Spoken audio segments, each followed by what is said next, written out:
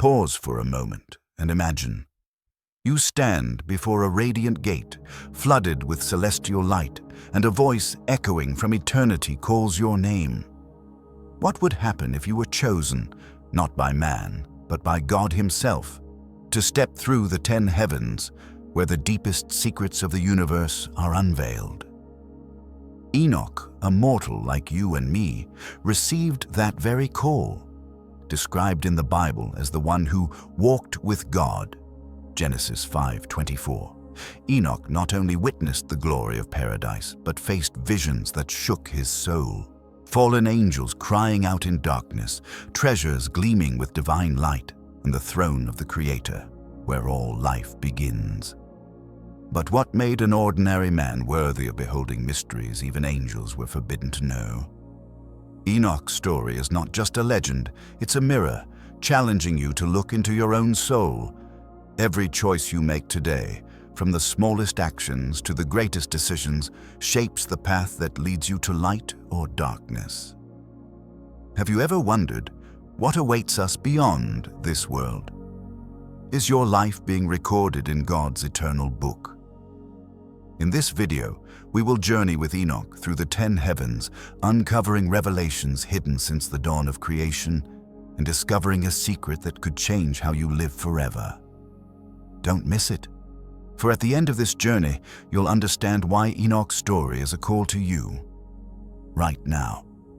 If your heart is ready to explore these mysteries, leave the number 888, I'm ready, in the comments below. Hit like on this video, subscribe to the channel, and turn on notifications so you don't miss any Bible stories. Let's begin this journey, guided by the celestial light and God's justice. Thousands of years ago, when the world was shrouded in the darkness of sin, before the great flood washed away every trace of corruption, one man was looked upon by God with special favor. Enoch, son of Jared, was described in the Bible as the man who walked with God. Genesis 5:24. He lived for 365 years, a number not just marking time, but carrying symbolic meaning, like a perfect cycle ordained by the Creator.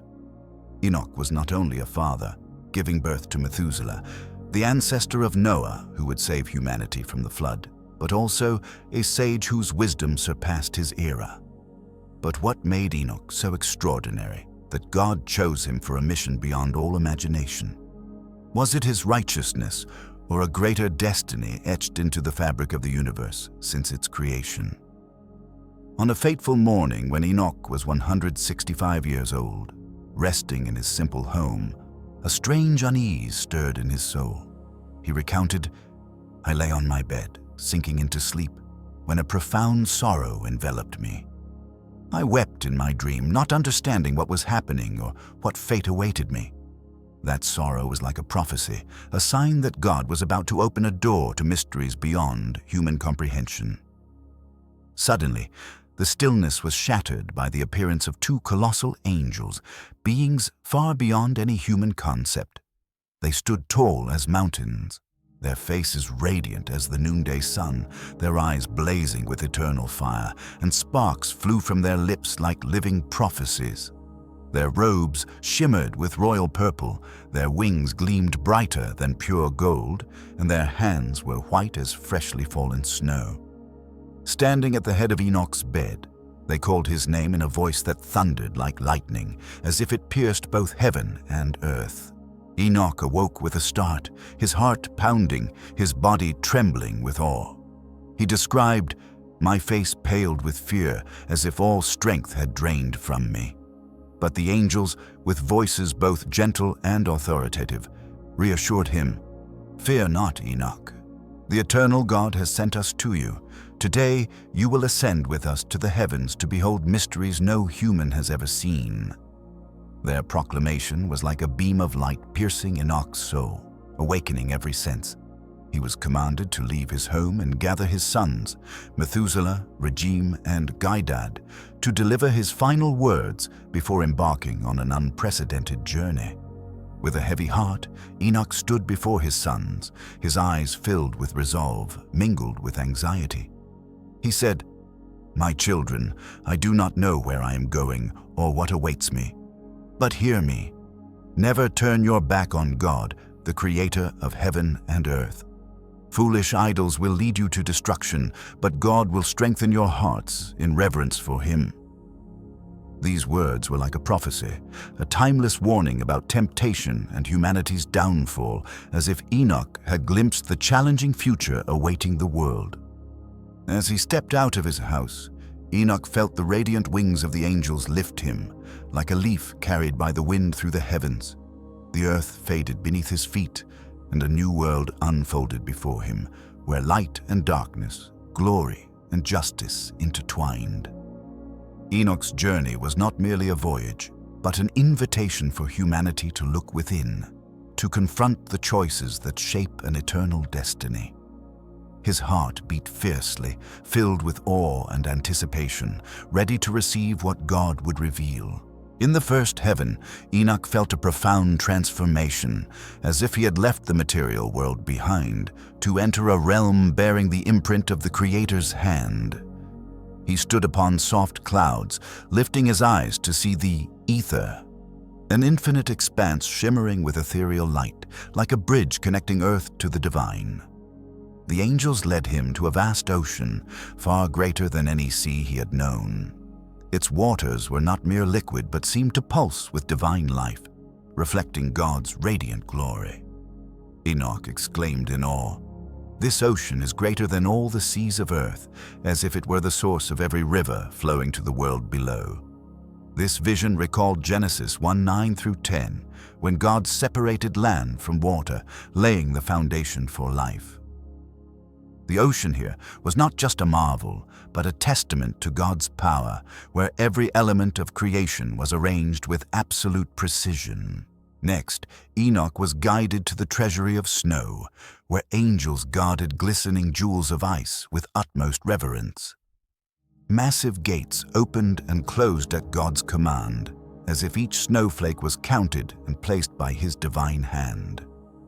This scene echoed Job 38:22 through 23. Have you entered the storehouses of snow, or seen the storehouses of hail, which I reserve for times of trouble, for days of war and battle? Enoch realized that even the simplest natural phenomena, like falling snow or a gentle breeze, sprang from a divine order, upheld by angels with wings aglow with light.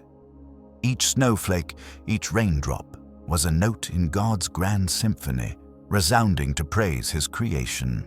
Enoch then met the elders and rulers of the celestial order, angels tasked with governing the stars.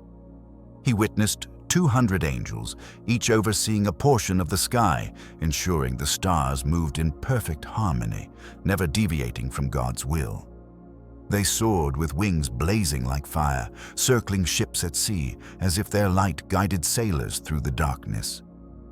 Enoch described, "They come to those who sail, with wings bright as fire, as if they were the light leading through the dark." This spectacle not only revealed God's care for His creation, but unveiled a profound truth. From the smallest star to the gentlest breeze, every element of the universe was part of His grand design.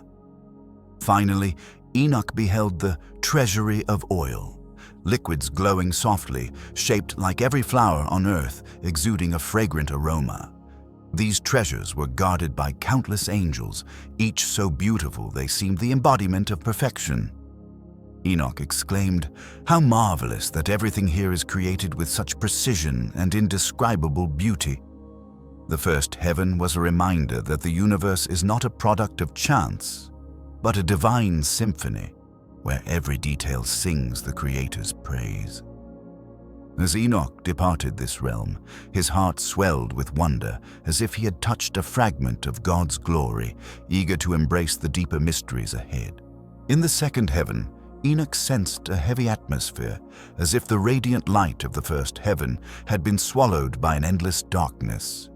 He described, "I saw a darkness greater than any on earth, where angels hung suspended, awaiting the great and boundless judgment of God."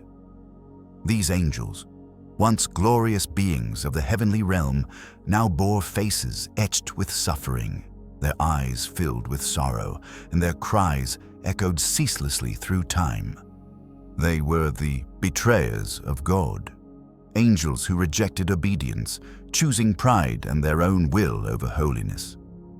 The guiding angels explained they followed their leader, who is imprisoned in the fifth heaven, and this is their punishment for betrayal. This scene recalled Genesis 6:1-4, when the sons of God united with humans, giving rise to the Nephilim, giants who brought chaos and sin to earth, leading to the great flood. These fallen angels, once standing before God's throne, were now cast into eternal darkness by their pride. Seeing their pain, Enoch felt compassion stir within him. He cried out, "Why must they endure this ceaseless suffering? Is there no hope for those who once stood before God's throne?" But the guiding angels responded with stern voices. They chose the path of betrayal, and God's justice cannot be swayed. Their words struck Enoch's heart like a hammer, revealing that even the most glorious beings could not escape the consequences of sin. In their despair, the fallen angels turned to Enoch, their voices weak yet pleading, "O man of God, pray for us before him." Their plea moved Enoch deeply, but he humbly replied, "Who am I, a mere mortal, to pray for angels, and who will pray for me when I stand before God's judgment?" His response was not only an act of humility, but a profound truth. Even angels once radiant with glory must answer to God's justice. The second heaven stood as a chilling warning of the severity of divine justice, reminding all that pride and disobedience lead to eternal isolation. In the third heaven, Enoch felt a miraculous transformation, as if the oppressive darkness of the second heaven dissolved, giving way to a radiant light brimming with life. Before him stretched a magnificent paradise, where every creation was bathed in divine light. He described, "I looked down and saw creations never before known, with goodness beyond all imagination." At the heart of this paradise stood the tree of life, where God rests when he visits this realm. Unlike any tree on earth, it shimmered like gold, glowed red as ruby, and blazed like eternal flame. Each branch bore abundant fruit, as if embodying boundless prosperity. Enoch exclaimed in awe, "This tree is more beautiful than anything that exists, and its fragrance captivates the soul." This vision echoed the Garden of Eden in Genesis 2:9, where the tree of life symbolized the eternal life God grants to the obedient. Surrounding the tree of life, Enoch saw two streams flowing with four sacred liquids: honey, milk, oil, and wine. These streams split into four branches encircling the paradise, standing between corruption and incorruption. This imagery recalled the four rivers flowing from Eden in Genesis 2:10-14, but here they bore a holier essence, as if they were the lifeblood nourishing the universe. Enoch also heard the singing of 300 angels, their voices sweet and resonant, praising God without ceasing. He described, "Their music defies description, it overwhelms the mind with its wonder." The guiding angels explained, "O Enoch, this place is prepared for the righteous, those who endure humiliation, reject injustice, feed the hungry, clothe the naked, uplift the fallen, and live blamelessly before God." Their words were a powerful call. Paradise is the reward for those who live according to God's will, despite all trials. But paradise was not the whole story. Enoch was led to a shadowy corner where he saw a terrifying place filled with blazing fire and freezing ice, guarded by angels wielding weapons of wrath. The angels explained, "This is the place for those who offend God, who commit unnatural sins, practice sorcery, theft, murder, and worship lifeless idols." The contrast between the radiant paradise and the chilling place of punishment delivered a clear message. The path of righteousness leads to eternal glory, while sin leads to destruction. In the fourth heaven, Enoch felt a powerful surge of energy, as if he had touched the heart of the universe, where time and light are shaped by the supreme will of the Creator. Before him, the sun and moon were not mere celestial bodies floating in the sky, but living symbols of God's power, moving in a sacred dance arranged with absolute precision. Enoch described in awe. I measured the movements of the sun and moon, observed their rays, and realized the sun's light far surpasses the moon's, like a king compared to a servant.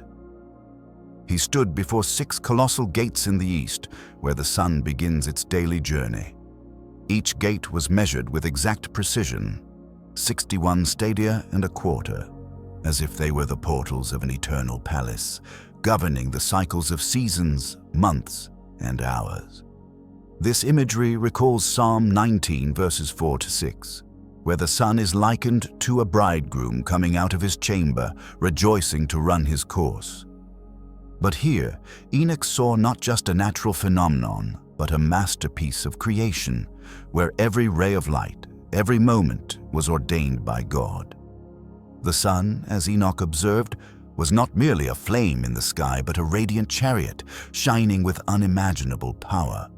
It was escorted by 4 great stars, each leading 1,000 smaller stars, totaling 8,000, sparkling like precious gems in God's crown. By day, 150,000 angels served the sun, ensuring its light spread across the earth, bringing life and warmth to humanity. By night, 1,000 winged angels entered the sun's flames, renewing its strength to blaze at dawn. Enoch exclaimed, "The sun moves swiftly as the wind, never resting day or night. It circles beneath the earth, carrying light, and returns to the east at the 8th hour of the night, burning brighter than any flame." This ceaseless motion was not merely astronomical, but a testament to God's unyielding care, where every moment of time is governed by His will. Enoch felt as if he were witnessing the heartbeat of the universe, where each ray of sunlight was a hymn praising the Creator's greatness. What astonished Enoch most was the appearance of wondrous creatures called phoenixes and calcadri. Unlike any beings on earth, they stood 900 cubits tall with hybrid forms, feet and tails like lions, heads resembling crocodiles, and bodies shimmering like rainbows after a storm. Each creature bore 12 wings, like the angels, and they escorted the sun, carrying divine heat and mist by God's command. Enoch cried out, "They are truly marvelous, as if forged from celestial light and the fire of glory."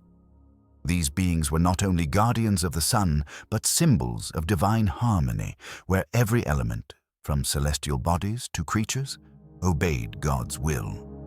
He also saw angels guarding the sun's radiant crown at the western gates, where it sets, withdrawing its light beneath the earth for 7 hours of the night. The angels explained, "This is how God governs time, ensuring seasons, months, and hours of day and night are fulfilled in perfect order." Enoch stood still, overwhelmed with awe and admiration, as if gazing upon the eternal blueprint of the universe, where every movement was a song of praise to God. The 5th heaven unfolded with a chilling stillness, as if all sound and light had been drained from the space, leaving a cold void. Before Enoch stood countless angelic warriors known as the Grigori, beings resembling humans but surpassing even the mightiest giants on earth. Enoch described in astonishment, "They were greater than the greatest giants, but their faces were withered like autumn leaves, their mouths forever silent, and no worship was found in this place." The space was cold, lacking the radiant light of prior heavens, and no song of praise to God resounded. With a heart full of questions and unease, Enoch asked the guiding angels, "Why do these beings bear such sorrowful faces, and why is this heaven so eerily silent?" The angels responded in somber tones, as if recounting an ancient tragedy.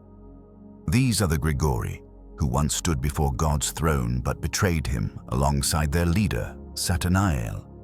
They explained that many Grigori, driven by pride and desire, abandoned the heavens and descended to earth at Mount Hermon. There, they were captivated by the beauty of human daughters, breaking their sacred vows, taking wives and fathering the Nephilim, giants who brought chaos and sin, leading to the world's destruction by the Great Flood. Genesis 6:1-4. Enoch saw remorse etched deeply into the Grigori's faces, as if they bore an inescapable burden. This scene recalled 2 Peter 2:4, where it is written that God did not spare the angels who sinned, but cast them into hell, confined in chains of darkness to be kept for judgment. Enoch felt a profound sadness, as if the Grigori's suffering was a warning to humanity about the consequences of pride. Moved by their pain, Enoch spoke, "I have seen your brothers, those who suffer beneath the earth. I prayed for them, but God has judged them until the end of heaven and earth." With an urgent voice, he urged, "Why do you linger, refusing to return to serve before God? Set your hearts before him, lest you fully provoke his wrath." But the Grigori responded only with painful silence. Suddenly, 4 trumpets sounded from the 4 corners of the heaven, and the Grigori raised their voices in unison. Yet their song was not one of praise, but a mournful lament, heavy with regret and sorrow. Enoch described, "Their song rose before God, but it was sorrowful, like the cries of lost souls." This scene etched a harsh truth into Enoch's mind. Even the mightiest angels could not escape God's justice. Their pride had led to a lonely fate, forever severed from the light of heaven. The 6th heaven appeared before Enoch as a radiant ocean of light, overwhelming him as if standing before an eternal flame. Before him were 7 groups of angels, each brighter than the sun, their faces gleaming like everlasting fire. They were identical in form, behavior, and attire, as if a unified entity serving God in perfect harmony. Enoch described in awe, "These are the angels who govern the stars, the cycles of the moon, the orbits of the sun, and the perfect order of the world." Their music resounded ceaselessly, sweet and powerful, drawing Enoch's mind into a sacred hymn beyond human words. These angels, known as archangels, bore a divine task, measuring all life in heaven and on earth, from the movement of stars to every breath of humanity. Enoch saw them writing on holy scrolls, recording every human soul, every deed, and the journey of every life before God. This imagery recalled Revelation 20:12, where books are opened on the day of judgment, and all are judged according to their deeds. Enoch also witnessed angels managing seasons, years, rivers, seas, every plant, and even sustenance for all creatures. He described, "They tend to every detail of creation, from the blooming of a flower to the flow of a river." Among them, Enoch saw 6 phoenixes, 6 cherubim, and 6 six-winged beings, all blending their voices in an unending song of praise to God. He exclaimed, "Their music transcends words as if woven from God's light and love." This spectacle revealed God's meticulous care for creation. Not a single star, drop of water, or blade of grass lay outside his plan. Enoch realized that every human action, no matter how small, was recorded and judged by God's righteousness. He also saw angels controlling natural phenomena like storms and sunlight, ensuring everything on earth operated according to God's will. This meticulous care filled Enoch with both awe and gratitude. He recognized that the universe was not a random collection of elements, but a perfect tapestry, each detail woven with God's love and power. His heart overflowed with admiration, as if he had touched the essence of creation, ready to receive even greater revelations from the Creator. The 7th heaven greeted Enoch with a blinding light, as if the entire universe converged into a radiant ocean, surpassing all light he had ever seen. This was no longer a physical space, but a realm of glory, where everything reflected God's supreme power. Enoch described with trembling, "I saw a great light, along with radiant hosts of archangels, invisible powers, and thrones. Before him stood cherubim and seraphim, many-eyed beings gleaming like eternal fire, gathered around a throne emitting an unapproachable light. This vision echoed Isaiah 6:1-3, where the prophet saw God seated on a high throne, with seraphim singing, "Holy, holy, holy is the Lord." Enoch felt as if he stood at the center of all life, where every creation bowed before the Creator's holiness. Despite witnessing countless wonders, Enoch could not suppress his fear. He recounted, "I became afraid and trembled, as if all strength within me melted before the greatness of this place." The guiding angels, with gentle yet authoritative voices, reassured him, "Fear not, Enoch. Be courageous, for God has permitted you to stand here." They led him closer, and from afar he saw God enthroned, surrounded by infinite light, as if he were the source of all life and glory. The many-eyed beings, called the hosts of many eyes, sang ceaseless hymns, their voices soft yet resonant, as if each note carried the divine essence of heaven. Enoch felt smaller than ever, yet immensely honored to witness God's glory. In the eighth heaven, known as Muzaloth in Hebrew, meaning the place of changing seasons, Enoch encountered a realm like an invisible palace, where time and nature blended into a delicate symphony conducted by God's hand.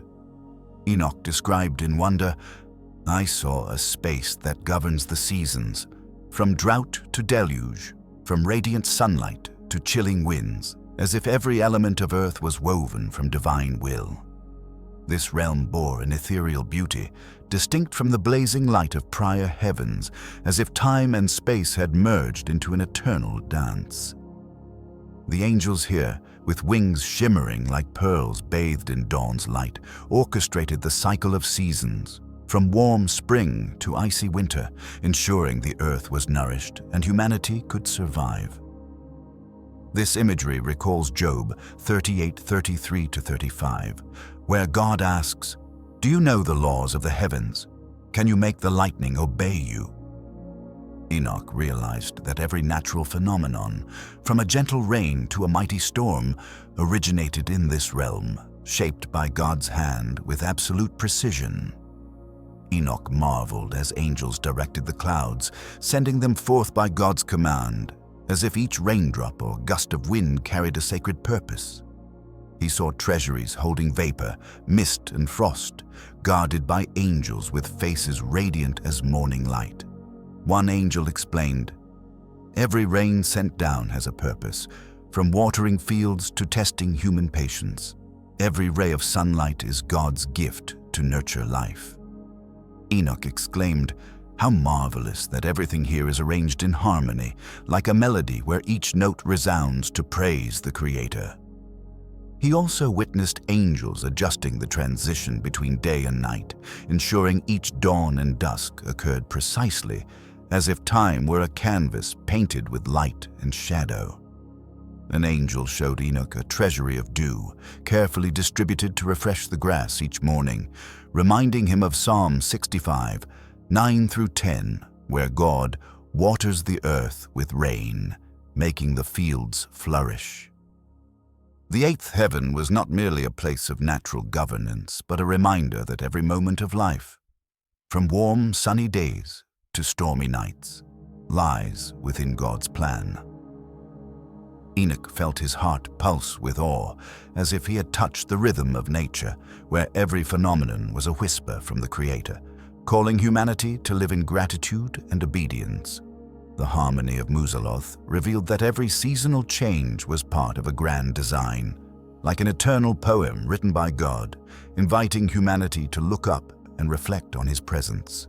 In the ninth heaven, called Kushavim, meaning the house of the stars, Enoch beheld a magnificent palace where the 12 zodiac constellations shone like precious gems in the Creator's crown.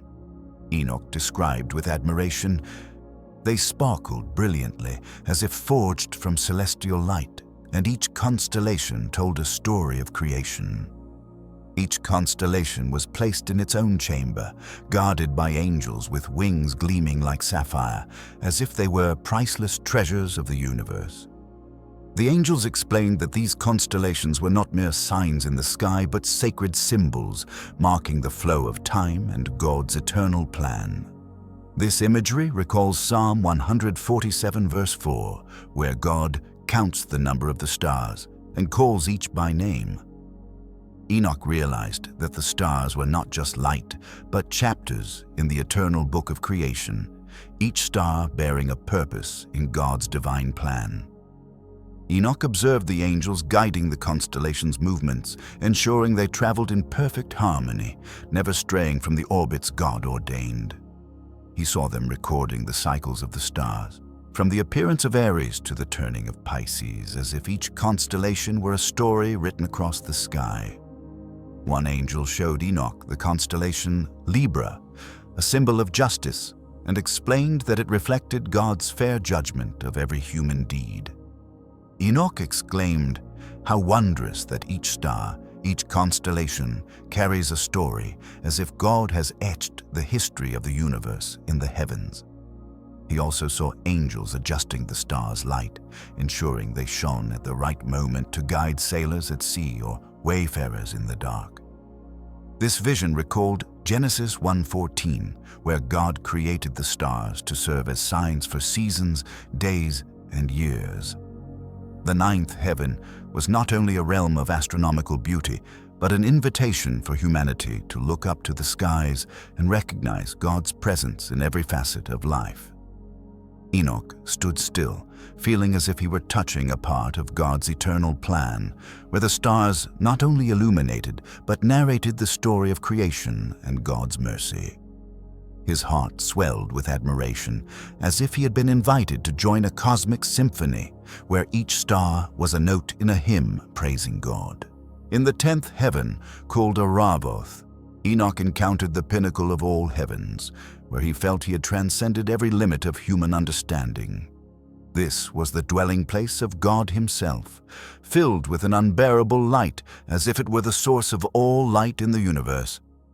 Enoch described with trembling, "I saw the face of God, like iron glowing in a furnace, emitting sparks and blazing with fire." God's presence was so immense that Enoch fell to his knees, unable to lift his head. Surrounding God's throne were cherubim, seraphim, and many-eyed beings, singing a sacred hymn, "Holy, holy, holy is the Lord of hosts. The whole earth is full of his glory." This vision echoed Isaiah 6:1-3, where the prophet saw God seated on a high throne, surrounded by seraphim. God's throne, as Enoch described, was not made by human hands, but a masterpiece beyond imagination, encircled by thousands of angels standing on 10 heavenly levels, bowing in reverence and singing gentle yet resonant hymns. Enoch felt as if he were caught in a whirlwind of light and music, where every sense was overwhelmed by God's presence. He cried out within, "Who am I, a mere mortal, to stand before this indescribable greatness?" Suddenly, the angel Gabriel appeared, lifting him like a leaf carried by the wind, placing him before God. God spoke, "Fear not, Enoch. Stand before me forever." Those words, like a warm beam of light, dispelled the fear in Enoch's heart.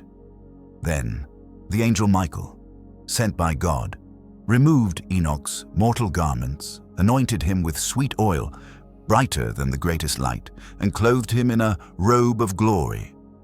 Enoch described, "The oil gleamed like gentle dew, and when I looked at myself, I was like one of God's glorious beings."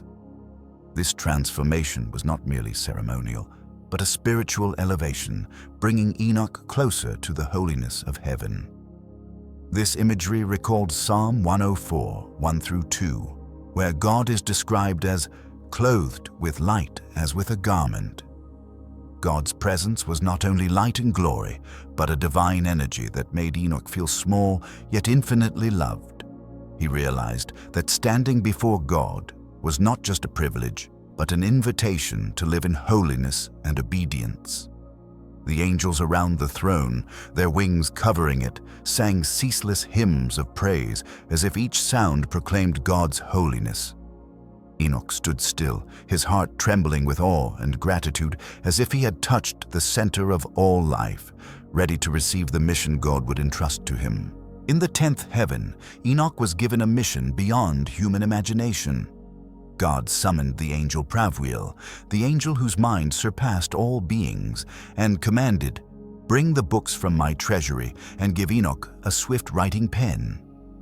Pravwil obeyed, presenting holy scrolls, and Enoch began to write. For 30 days and 30 nights, he wrote without ceasing, recording every mystery of heaven, earth, and sea, from the movement of stars and the thunder in the skies to the journey and deeds of every human soul. Enoch described, "I wrote 366 books, recording everything God wished me to know, from the smallest details to the greatest mysteries of creation." God spoke to him, "O Enoch, all that you see, still or moving, I revealed to you before anything was created. I walk among the invisible, like the sun from east to west, but even the sun rests, while I do not, for I am always creating." These words unveiled a profound truth. Enoch was granted secrets even angels did not know, from the origin of creation to God's eternal plan. Enoch's mission was not only to record, but to become a messenger, bringing these revelations to humanity. His books were both a warning and a promise, a reminder of God's justice, the reward for the righteous, and the consequences of sin. Enoch bowed before God, exclaiming, "Who am I, a mere mortal, to receive this privilege, to know mysteries unheard in heaven?" He realized these scrolls were not for him alone, but a light for humanity, guiding them through the darkness of temptation and sin. The guiding angels explained that Enoch's writings would become a beacon for future generations, helping them understand that every action, no matter how small, is recorded before God. This imagery recalled Daniel 7:10, where the books were opened on the day of judgment, emphasizing that no human deed escapes God's justice.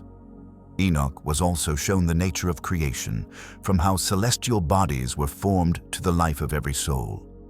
An angel revealed a scroll detailing the beginning of time, when God separated light from darkness, Genesis 1:3-4, and explained that every event in human history, from Adam's fall to the final days, was recorded in God's plan. Enoch felt a heavy yet honored responsibility. He was not only a witness to God's glory, but a bearer of a divine message, calling humanity to live in reverence and righteousness. His heart brimmed with purpose, as if he had been given the key to life's meaning, ready to bring heaven's light to earth to transform humanity's fate.